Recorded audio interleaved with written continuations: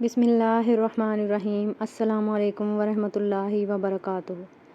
عبداللہ بن عمرو رضی اللہ عنہما کہتے ہیں کہ رسول اللہ صلی اللہ علیہ وآلہ وسلم نے فرمایا، جب تم میں سے کوئی شخص کسی مریض کی عیادت کرے تو کہے، اے اللہ اپنے بندے کو شفا دے تاکہ تیرے دشمن زخمی کر کے مار دے یا تیرے لیے نماز کی طرف جائے۔ السلسلۃ الصحیحہ حدیث نمبر 3223۔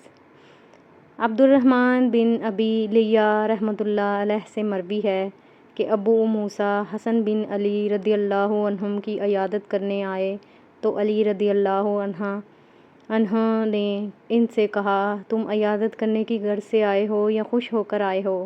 ابو موسیٰ رضی اللہ عنہ کہتے ہیں، نہیں، میں عیادت کرنے کی غرض سے آیا ہوں۔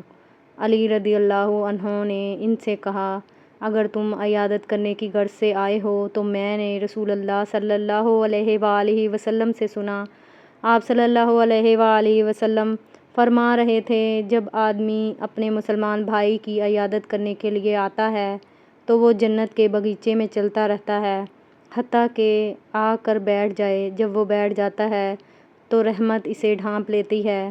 اگر صبح کے وقت ہو تو 70,000 فرشتے شام ہونے تک اس کے لیے دعا کرتے رہتے ہیں، اور اگر شام کے وقت میں ہو تو صبح تک 70,000 فرشتے اس کے لیے دعا کرتے رہتے ہیں۔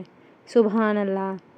السلسلۃ الصحیحہ حدیث نمبر 3224۔